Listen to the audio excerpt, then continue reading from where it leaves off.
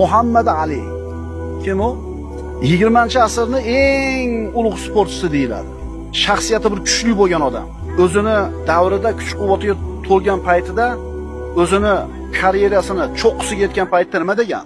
Men eng buyukman degan. Men eng buyukman dedi.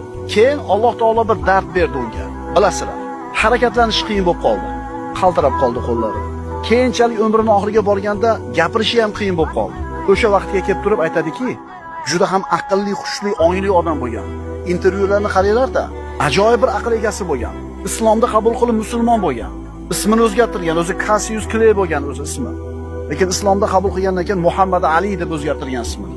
Shu Muhammad Ali aytadi: "Meni hayotimda sodir bo'lgan hodisalarning eng yaxshisi mana shu kasallik. U chempion bo'lganim, eng zo'r sportchi bo'lganim emas. Shu kasal bo'lganim men uchun eng katta yaxshilik bo'ldi. Agar u kasallik bo'lmaganida men o'zimni men eng buyukman deb o'tib ketar edim. Bu esa shirk edi ekan. Alloh meni o'tkazib qo'ydi.